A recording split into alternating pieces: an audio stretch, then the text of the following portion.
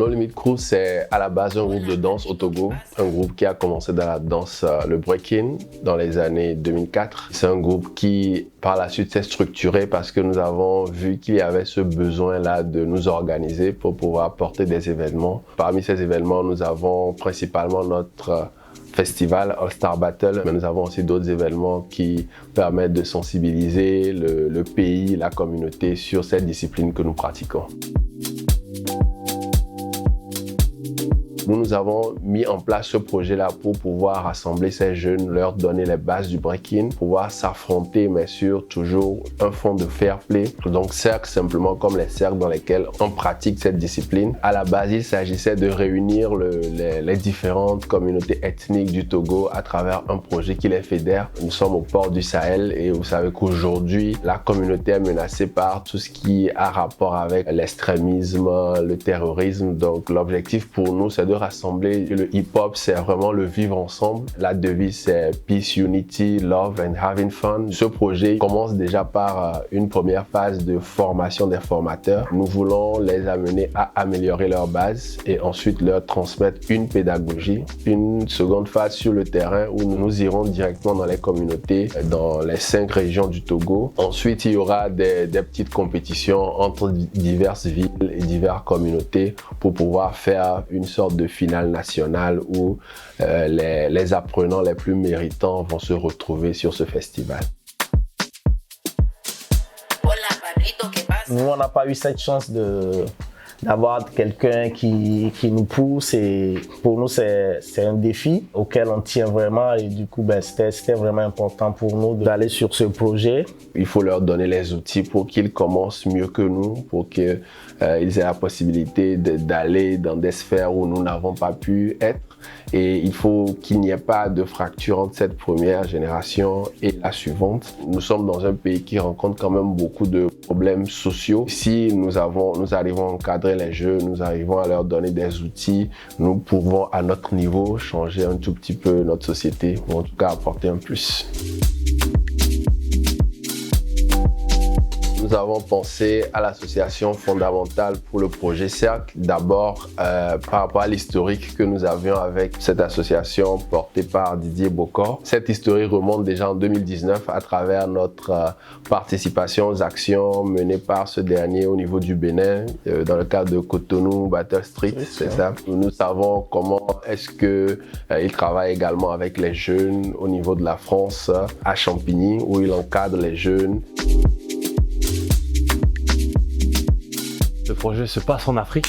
L'Afrique, terre de mes origines, notamment le Bénin. En 2019, en organisant le Cotonou Battle Street, pour une première, j'ai invité les Togolais. Le feeling s'est fait. J'ai apprécié leur énergie, leur respect. Et ils ont fait ce battle mythique contre la France qui a fait du bruit au niveau du tout le continent africain. Je les ai accompagnés sur l'organisation d'événements, le All Star Battle. Ils ont tous les codes d'une grande organisation. Ils ont invité nos jeunes de Kamaté au Togo et ça s'est très bien passé. Et quand ils m'ont proposé ce projet, pour moi, c'était une évidence. En même temps, c'était un terrain que je voulais découvrir. Nous avons donné la liberté à Didier pour choisir ce second formateur parce qu'il connaît un peu les réalités auxquelles nous faisons face. Il encadre également des jeunes à Kamaté au Bénin. C'est vraiment les mêmes réalités des jeunes qui vivent dans un environnement rural. Et Didier qui arrive à fédérer ces jeunes-là autour de la danse, du breaking et leur enseigner beaucoup de valeurs à travers ça. Donc nous nous sommes dit que vraiment il maîtrise ce domaine et il pourra également nous trouver des personnes qui auront la bonne connaissance, la bonne culture pour pouvoir partager ça.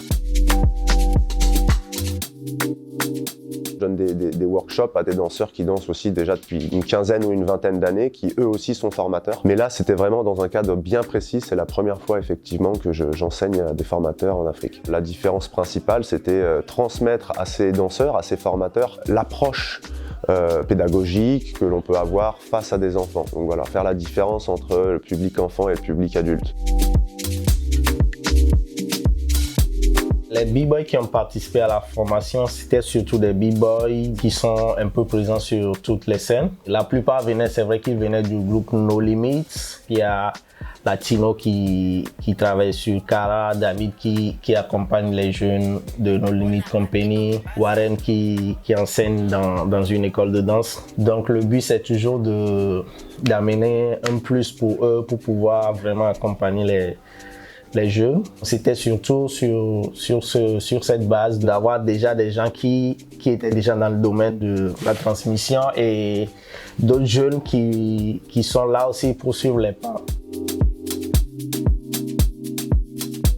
La culture africaine a beaucoup influencé la culture hip-hop. Il y a quelque chose qu'ils ont, c'est le rythme dans la peau. Du fait des danses traditionnelles, c'est ancré en eux. Pendant les workshops, ça a été de mettre en place un répertoire écrit et filmé de toutes les bases. Ils n'ont pas les noms, donc c'était expliquer les noms des pas, leur mettre en place un répertoire et l'adapter avec le langage local, le Mina. Nous les avons mis dans des situations très complexes de tout ce qu'ils pouvaient rencontrer en termes de difficultés avec les enfants. Derrière, avec notre expérience, on leur expliquait différentes solutions et différentes pistes à explorer avec les gamins. Ils ont été vachement réceptifs. On a chacun des pédagogies différentes, mais on était vraiment attachés au fait pour lui comme pour moi, de représenter nos anciens, c'est-à-dire Petit Claude pour lui et Karim Barouche pour moi. Donc voilà, on avait chacun nos pédagogies. À de nombreuses reprises, elles se sont vraiment croisées et on est sur les mêmes bases quoi, avec Didier. C'était très fluide, c'est-à-dire que quand Didier expliquait quelque chose, je pouvais rebondir à n'importe quel moment et lui aussi en fait. On était vraiment dans la liberté de pouvoir s'exprimer au moment où on le souhaitait. On était vraiment l'un et l'autre au coude à coude et c'était parfait comme ça, quoi. La communauté de danseurs qui était là a été sensibilisée sur la condition du danseur au Bénin, au Togo. Nous savons que ce n'est pas forcément quelque chose qui arrive à faire vivre son danseur. Il ne faut pas se voiler la face. Ce n'est pas évident d'en faire un métier. Ils n'ont pas de lino, ils n'ont pas de protège-genoux. Au village, les danseurs n'ont pas de basket, n'ont pas de jogging. Il faut savoir comprendre leur réalité, comment ils s'entraînent pour pouvoir leur apporter la meilleure pédagogie possible. Ils sensibiliser aussi sur la précarité des danseurs, leur faire comprendre que c'était important aussi d'avoir une voie de secours et peut-être la voie de secours qu'elle soit principale. Après, cela peut donner des opportunités. Cette sensibilisation-là a été faite pour expliquer que derrière le danseur, il faut un entrepreneur, il faut quelqu'un qui se prenne en charge. Beaucoup nous ont fait comprendre qu'ils avaient vraiment ce besoin-là. Ceux qui ont été formés à travers cette première semaine ont beaucoup apprécié et nous avons déjà pu voir pour ceux qui encadrent des jeunes sur le terrain un changement radical de l'approche, de la technique pour enseigner aux jeunes. Avant même que le projet ne démarre effectivement sur le terrain, nous voyons déjà le fruit de ces formations-là.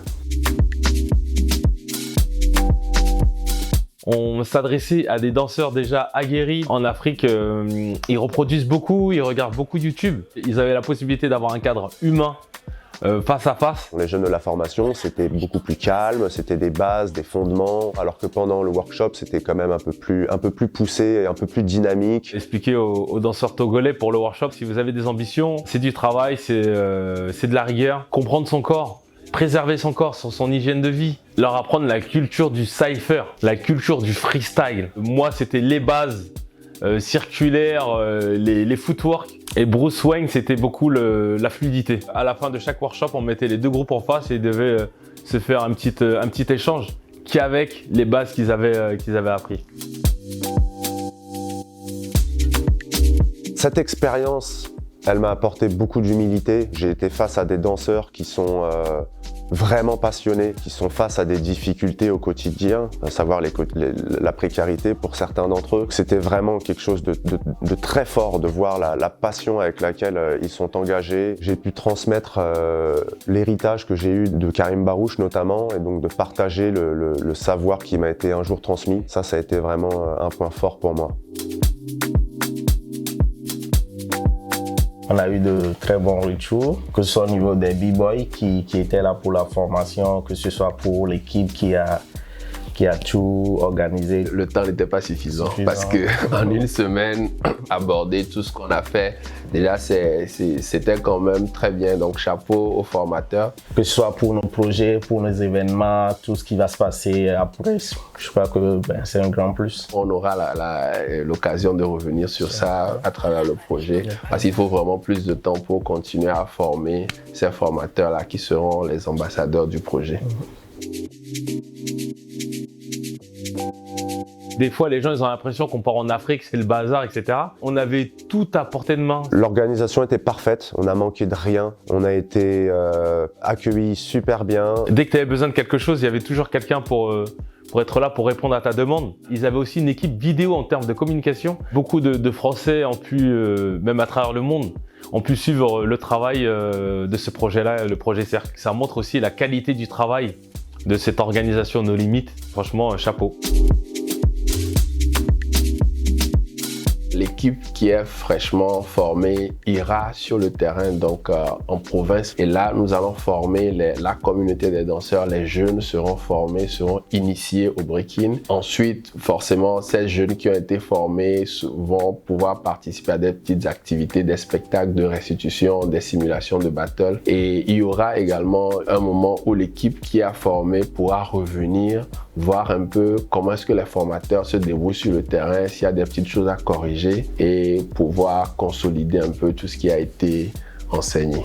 Si jamais il y a des jeunes que je vois avec des bases, je me dis enfin le hip-hop sera toujours en vie et puis il se propage et puis fier d'avoir apporté ma pierre à l'édifice sur la construction de la nouvelle génération togolaise. Et normalement, si tout se passe bien, il y aura les jeunes du Bénin aussi là-bas et la jeunesse togolaise et les danseurs togolais aussi. Avec l'organisation No Limites, en tout cas, ils ont le potentiel de mettre en place l'un des plus beaux safe-faire d'Afrique.